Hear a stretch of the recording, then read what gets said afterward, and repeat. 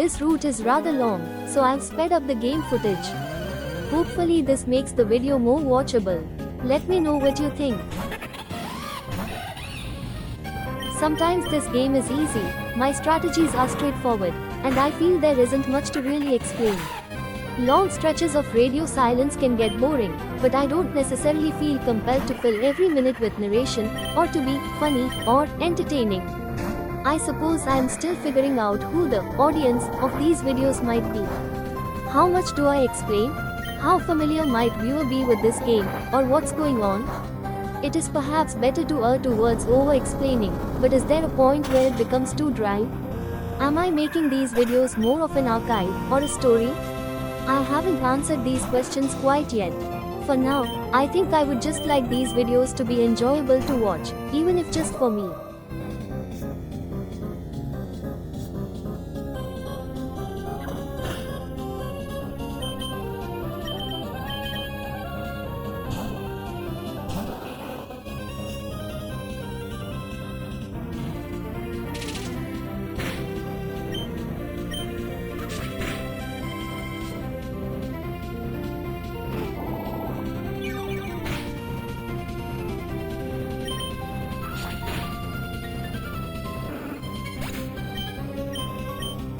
I considered hacking the game to change Dunsparcer's stats to Dudunsparcer's.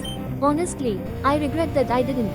This is Dunsparcer's only appearance in this entire game, perhaps included only to fill out a checklist. In the face of this irrelevance, she tried her best. With a heart full of hope, she fought until the bitter end. She deserved better.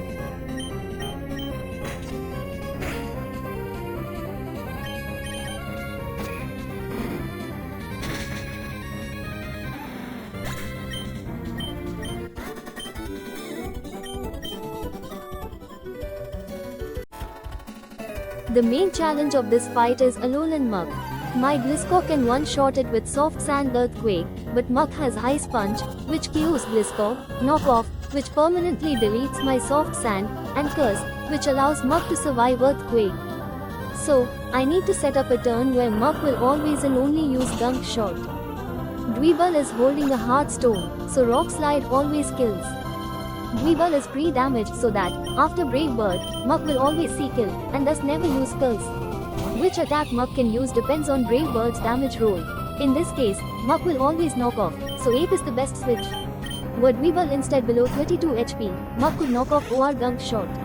In that case, I would instead switch to Kingler, who is 1. Pre-damaged to 103 HP, 2. Paralyzed to prevent poison, and 3. Holding an Oran, which either increases Nox damage, or heals 10 HP after Gunk, resulting in both attacks dealing nearly identical damage. With all of this, after hitting Kingler with either Knock or Gunk, Muk will only see kill with Gunk Shot, allowing a safe pivot to Gliscor. A strange steam confusion here would be awkward, but I have plenty of room to steer around it. Fuji is holding Wise Glasses, so Extrasensory always kills.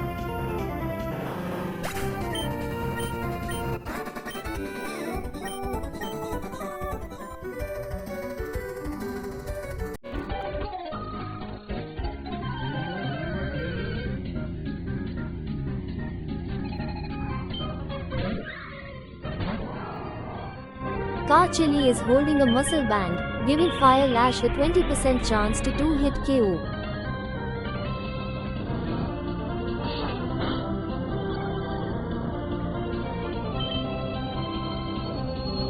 Even with a double crit and special defense drop, there is no chance Psychic 2-hit KOs Carchilli.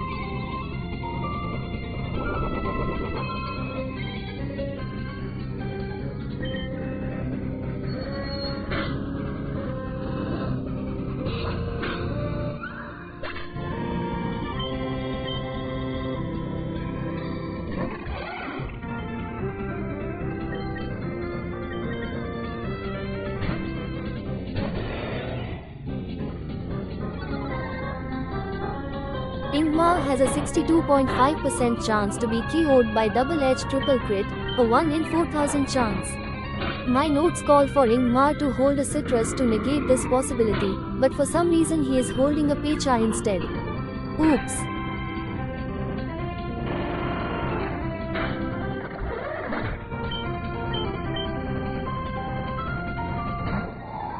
Apple Acid instead of Dragon Pulse on the Switch here would have been bad, but I brought Gliscor as backup in case that happened. Gliscor is holding a sharp peak, so it has a 63% chance to one-hit KO Apple Tune with Fly.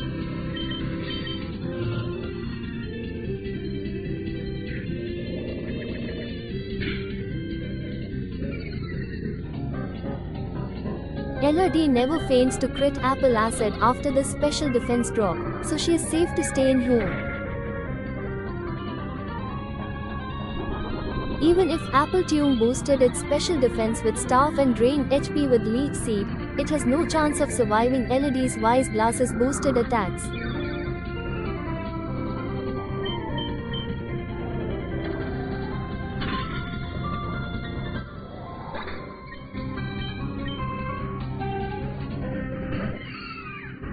This stylish future sight on Alcremie, instead of Apple Tune, is not necessary for me to win, but it does make winning from here extremely easy.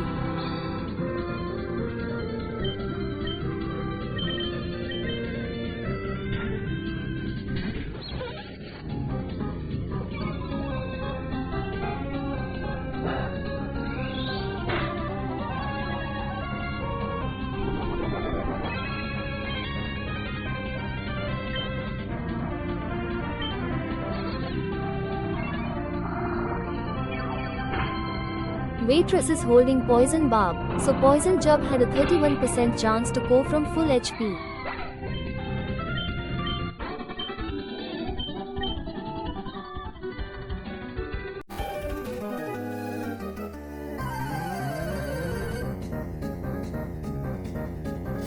USA Viper, fast KO'd without needing an item. May its insanely deep move pool find it notice in another life. This Excelgor has Final Gambit, which KOs itself and deals damage equal to the HP it had left. Excelgor has more HP than Terrence, so it would like to use Final Gambit here. But Excelgor also sees fast kill with Bug Buzz, so it will use Bug Buzz instead. LED walls all of Excelgor's other attacks, so Final Gambit is Excelgor's best option here.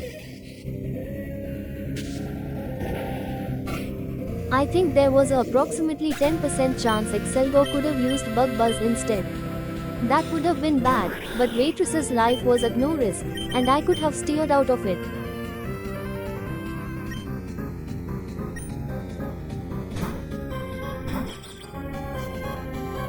Greninja can't do anything to Toki. Gunk Shot is ineffective, Acrobatics is double resisted, Water Shuriken is low power, and Low Kick only has 20 power, thanks to Toki's low weight.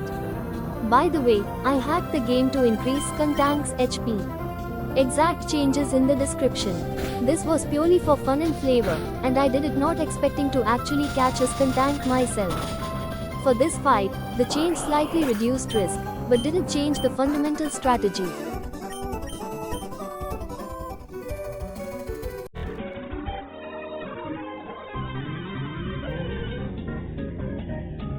I played this one fast and loose, I don't give a funk.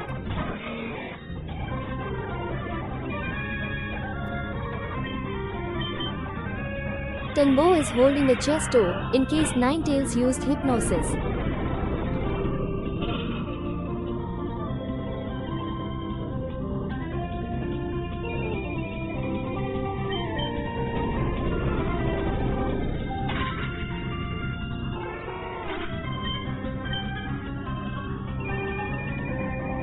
This Shiftry has Explosion, and double speed thanks to Chlorophyll in Sun.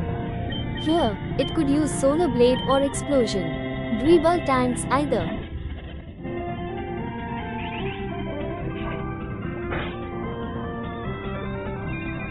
Shiftry sees no kill, so it has a 4% chance to explode, and will otherwise either Solar Blade or Heat Wave.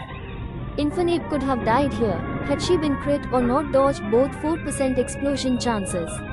I could have avoided this risk with better planning, but it was late at night and I felt hasty. Simply don't have bad luck. Easy peasy.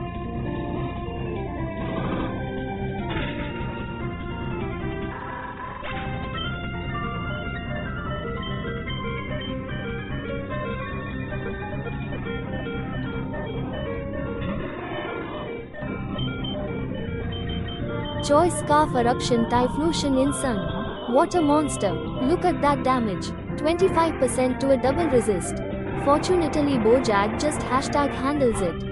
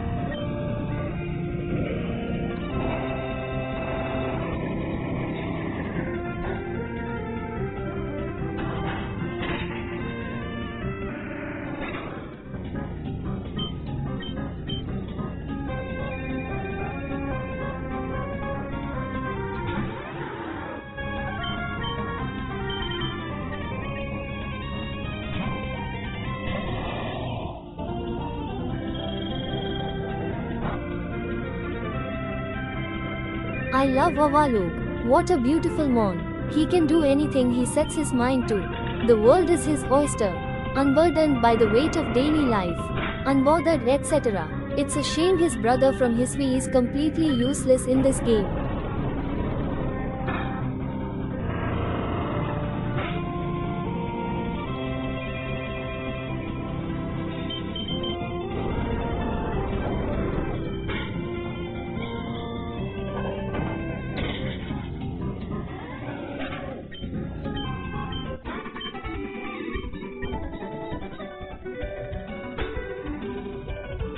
I see this fight give a lot of people trouble. The twins have a shadow tag Gothitelle in the back, which blocks switching while it's out. If you don't control when it enters, it can lock you into a bad position. Also, Scrafty and Gothitelle both have Fake Out, while Bracicious Dazzling blocks you from using Fake Out back. LRD's trace targets a random foe, so copying Intimidate was not guaranteed. The pre-damage on Toki was to bait liquidation from Bruxish, so it wouldn't bulk up. But I didn't account for copying Intimidate.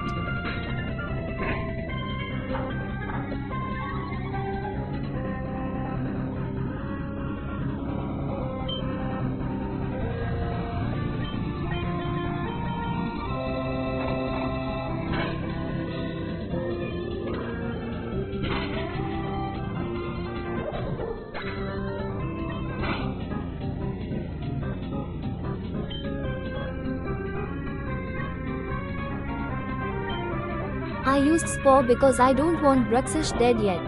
Probably could have used Synthesis instead. LED in the left slot ensured Bisharp enters here, as it sees skill on LED while Gothitelle doesn't.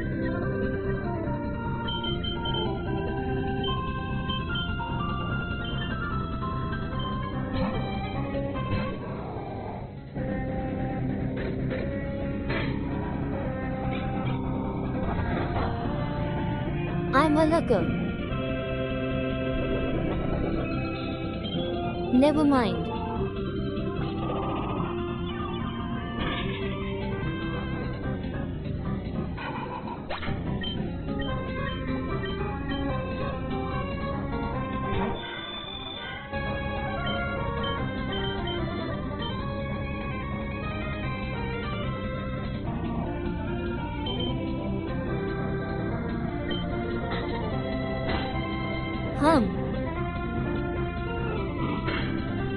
So maybe I am a lurker.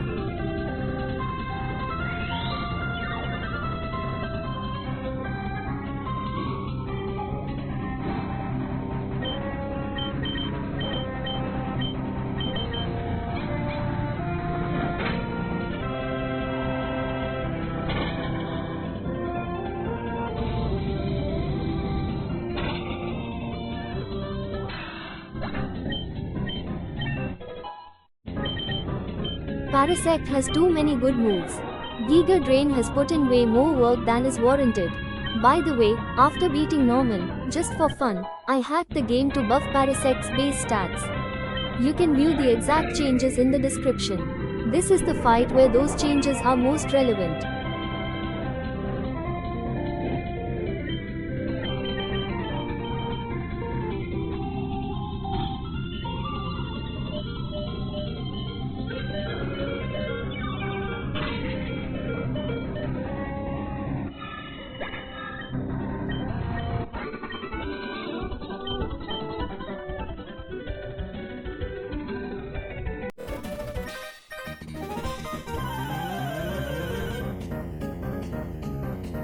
This is Choice Band Scyther with only U-turn and dual wing beat. Ape cares not for these things.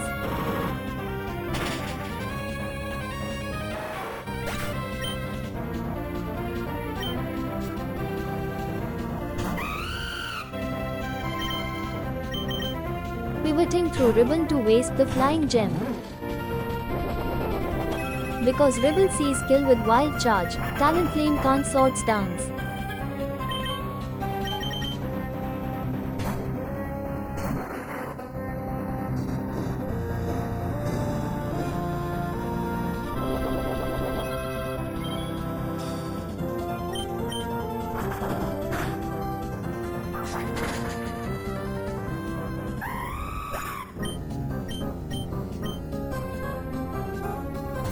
It doesn't matter what Tauros does here. Dweebel tanks it all. Tauros has sheer force, so its body slam can't paralyze.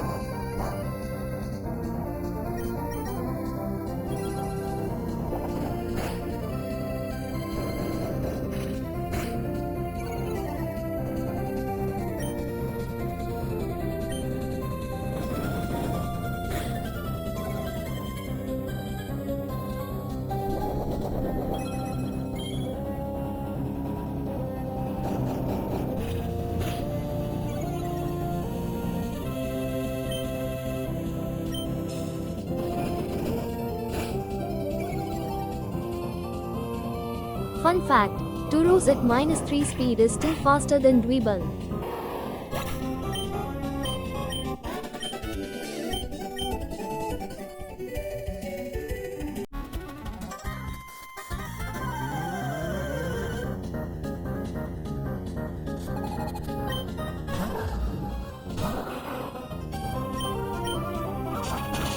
I am consistently surprised by how many foes Surly Joan can outspeed.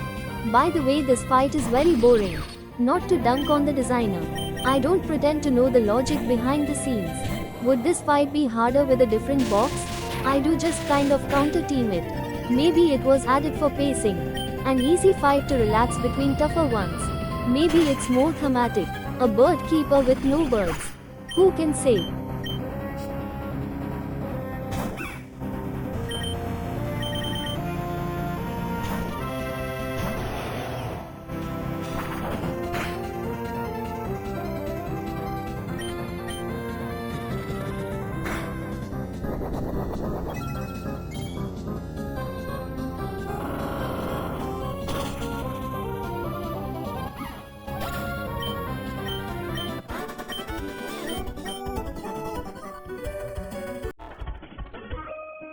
I originally tried to plan a complicated line centered around stealing Lightning Rod using Gardevoir's Trace and Alakazam's skill swap.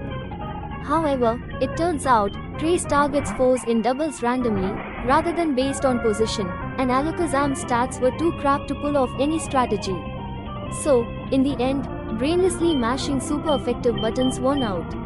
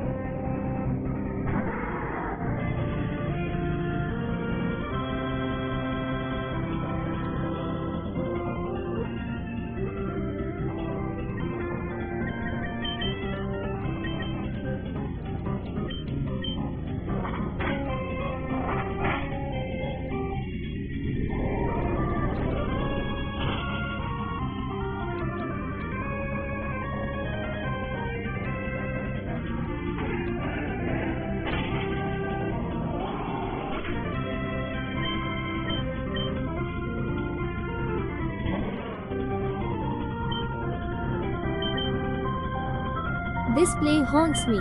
I think about it constantly. Why did I keep Movers in here? If either wing beat crit, my most valuable mon died. Hashtag never punished. Hashtag we take those. Hashtag skill difference.